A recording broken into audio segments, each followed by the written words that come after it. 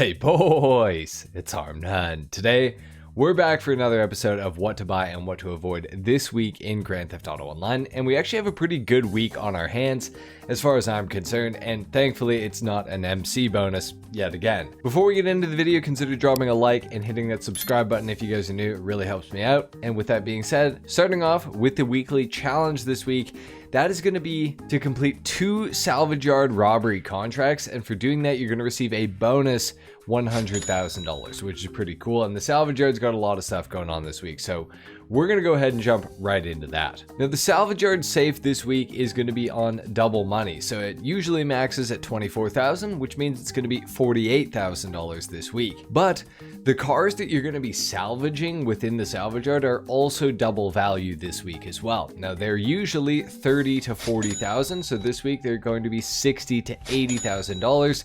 But there's another bonus on top of it all, and that is that those cars are going to salvage twice as fast. So instead of every 48 minutes, if you have the mechanic upgrade for your salvage yard, they're going to be done in 24 minutes this week. Now, if you don't have that second lift upgrade or the mechanic upgrade in the salvage yard, it would take 96 minutes, which this week now it's going to be 48 minutes. So pretty good bonus here overall.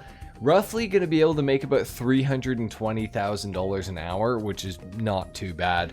And that's just based on the salvage yard safe alone. That's not counting anything else that you can be doing at the same time. So pretty good as far as I'm concerned. Now we also have double money and double RP on Hunting Pack Remix. This is a lot of fun, but it's not going to be nearly as lucrative as doing the salvage yard stuff.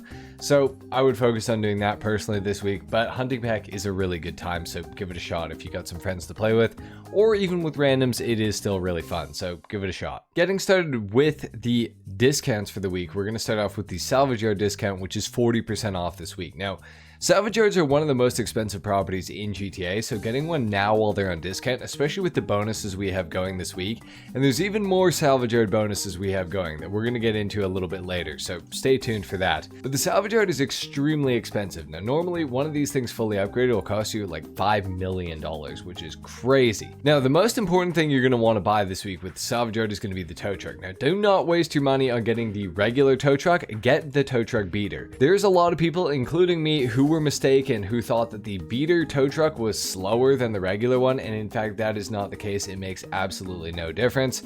The only difference is that this tow truck is just colored just by the beater. It's not worth buying the other one. Just yeah, don't make that mistake. You can also do the get trade rates. This is going to save you money anytime you claim insurance on any of your vehicles in GTA. So if you PvP a lot, if you get your cars and planes and stuff like that blown up all the time, you may want to consider getting the trade rates. It's only 270 grand, but that will save you a lot of money in the long run. I would say based on the fact that this is only 270k this week, this will probably save you at least that amount over the next 6 months. So I would definitely get the trade rates for it as well.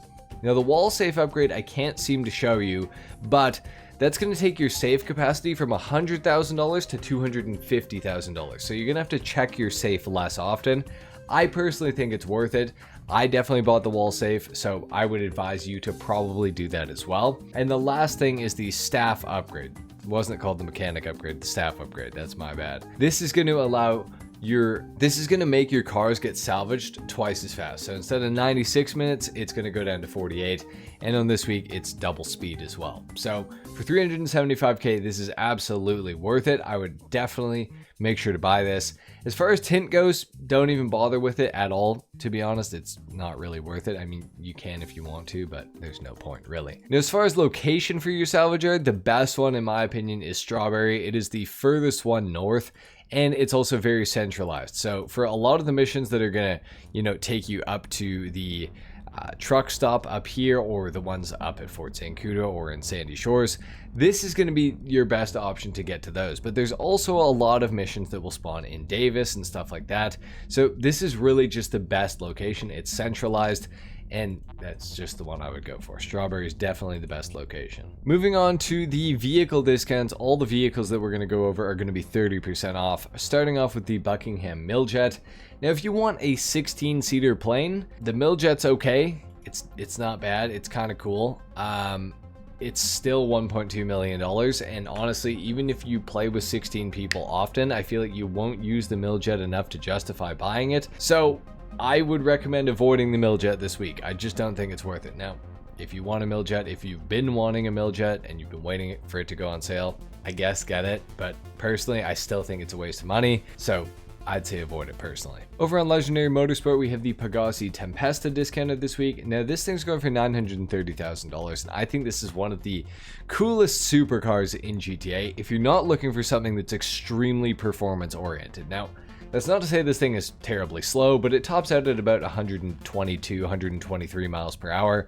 It's all-wheel drive, which is cool. Customization-wise, a little bit disappointing to be honest, but it is a great-looking car to begin with, so don't let that dissuade you too much. I think for $930K, if you're in the market for, you know, a Lamborghini Huracan looking vehicle in GTA Online, you should definitely get it, especially while it's on sale. For most people, you probably don't need to buy it this week, but it certainly is a pretty fun car to drive. It sounds cool, it looks great. Not really a whole lot of negatives associated with the Tempesta. So if it seems interesting to you for $930K, I don't think it's the worst purchase ever. I'd say it's pretty 50-50. Half of you are going to want to buy this thing this week, half of you are going to want to avoid it. If you don't like supercars, avoid it. Scrolling further down, we have the Declassi Mamba. Now, I personally love the look of the Declassi Mamba. However, the driving experience is a bit of another story. It is one of the worst cars to drive in GTA. It doesn't have much in the way of grip, and it definitely handles like a very traditional muscle car. But I think, if I'm not mistaken, it is a sports classic vehicle, which is kind of crazy. Now, the Mamba sounds great. It looks really awesome, like I said. For $700K, you can go wrong with it, depending on what you're looking for. So if you're going to be buying a Mamba this week, just don't expect it to corner well, and it's not overly fast either. So just be aware of that. I'm not going to say I don't recommend it, but if you want cars that handle well, and if you enjoy going around corners quickly, you're probably going to want to avoid the Mamba because it's probably going to disappoint you. Over on the four-door section, we have the Pfister Astron for sale for $1.1 million. Now, for most players, I'm going to go ahead and say to avoid the regular Astron if you play on the enhanced version of GTA. And the simple reason for this is that there is the Astron Custom on this version of GTA, which can get an HSW upgrade. It's also got a wide body kit, and it's got all the same customization that the regular Astron has. Now, it's going to cost you a little bit more money, but you're going to get a lot more performance and a lot more enjoyability out of it, to be honest. Now, if you want an Astron, definitely go for it while it's on sale if you really do, but I would say get the Astron Custom. Now, for those of you that don't have the Astron Custom available, the regular Astron's a decent SUV. It's not the worst car of all time. It's got great customization. It looks pretty decent as well and everything like that. Performance-wise, it's not the top SUV in the game. The Gallivanter Baller STD and the Canis Castigator will destroy this thing on a circuit and in a straight line, to be honest, as well. So if you want performance in an SUV, get the Baller STD, or like I said, the HSW Astron Custom, or the Castigator, because any of those are going to be better. But if you just want a casual SUV to drive around in and customize and everything like that, then go for the regular Astron while it's on discount if you don't have the Astron Custom on your platform. If you do though, I really don't recommend the regular Astron. We also have the Lampadati Novak, which is a great budget-friendly option this week, going for $425,000. And it's cheap to begin with. It's only $608,000 at its regular price. The Novak is probably very similar to the Astron on track. I think track-wise, they would be like neck and neck. The Novak is a very cool SUV. I personally think it looks worse than the Astron, but for $425K, getting an SUV that's got the performance that the Novak has is kind of unheard of. Like, the only other thing you could do is get the Tauros, but the Novak does handle better than the Tauros, but it's not as fast in a straight line. So Novak has great customization for $425K. I kind of don't really think you can go wrong with it. So I would recommend this to most players, honestly, if you're looking for an SUV. Over on Warstock Cash and Carry, the Phantom Custom is discounted this week by 30% off, so it's going to be going for like $800K-ish. The Phantom Custom is technically worse than the Hauler Custom as far as performance goes, and in a truck like this, performance does actually matter pretty heavily because the Phantom's brakes are awful. The Hauler's brakes are significantly better. But regardless, if you don't have an MOC yet, this is a good discount to get an MOC. So if you want to do that this week, then definitely take advantage of this discount. I think it's worth it. Scrolling all the way to the bottom of Warstock, we have the Buzzard Attack Chopper going for $1,225,000. This is a helicopter I recommend that everybody owns in GTA realistically, unless you already have the Sparrow. If you have the Sparrow, there's not really a need to buy the Buzzard, but if you can get a Buzzard this week, if you're like saving up for a Sparrow, for example, I would personally recommend getting the Buzzard. It has the highest damaging machine guns in the entire game. It has the same homing and non-homing missiles that the Sparrow and every other helicopter in the entire game gets.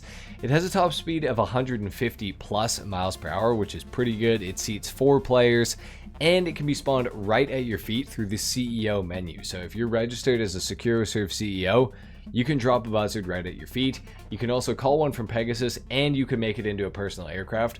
So technically you could have up to 3 Buzzards out at the same time, which is pretty crazy. So I highly recommend the Buzzard. I think it's super worth it to buy this week. For $1,225,000, you really cannot go wrong with it as far as I'm concerned. Over on Southern, we have the Dinkus Sugoi discounted this week, going for $642,600 if you have the trade price, or $856 if you don't have the trade price. The Sugoi is probably one of the best front-wheel drive cars in the entire game, so if you're in the market for a front-wheel drive, or you have a Honda Civic like this, and you want to replicate that in GTA, then maybe consider buying one. Overall, I think it's way too expensive for what you're actually receiving. I think you would want to get this thing at like 50% off to actually make it like completely worth it, to be honest.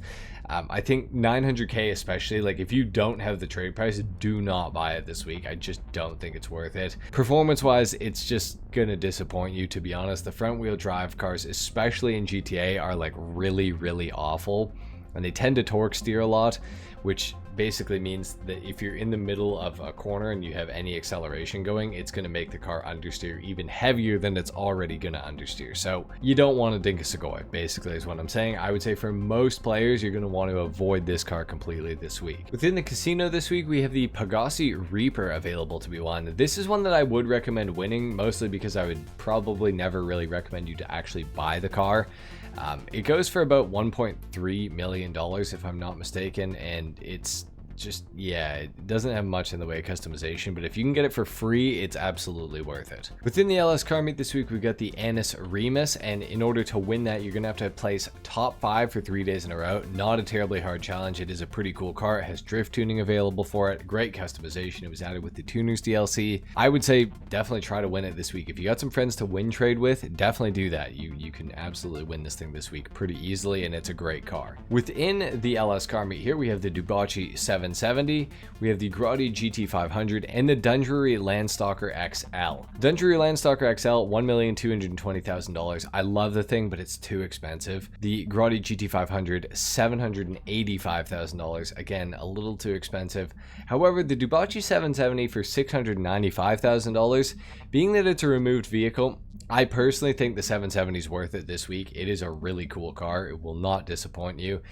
Not the fastest sports car of all time anymore, but it's just a fun car to drive around in Fremont. Now, don't buy it for racing performance, but if you want a cool car to cruise around in, this is definitely one to get. Unfortunately for these two, just too expensive, to be honest, especially for what you're getting. I just don't really think they're worth it. And of course, we have the Ubermacht Sentinel XS with HSW here as well for $1,770,000, which is crazy. I don't really recommend that at all. Within Simeon's, we have quite a few cool vehicles in here, starting off with the Vapid Blade for $160,000. This is a must buy this week as far as I'm concerned. If you're into older sort of American vehicles, this one's super cool. It has great handling, a really good acceleration. It's a great car for drag racing as well, which is really cool. Got the Canna Seminole Frontier going for $700K. I think it's a little expensive, to be honest. I would maybe wait for it to go on discount, but it is a really cool car, obviously. And we have the Vapid Riata going for $402,000 because it has the livery on it, I suppose. Great off-road vehicle, great ground clearance, really fun to use off-road. So if you're in the market for an off-roader, you might want to buy that. The Vapid Retinue going for $645,000. Cool car, honestly better than the Retinue Mark II, just because value-wise, it just makes a lot more sense to me. The Retinue Mark II is about double the price of this thing with way less than double the performance, to be honest. So yeah, retinue for like that much money, not too bad. And the LCC Avarice for 134k, not the worst, but not the best either. As far as bikes go, I don't know. Your guess is as good as mine. It's cool looking. That's what I can tell you. Okay, so here's the part where we get into the rest of the salvage yard bonuses going on this week. We have 2 claimable vehicles. One is going to be the Fister Comet S2 Cabrio, and you're going to get that for completing the podium robbery. The Gangbanger robbery is going to get you the Lampadaddy Tagon, which is also claimable, and both of those have the LS vanity plates. One is the Pounders and one is the LS Panic, so that's pretty cool.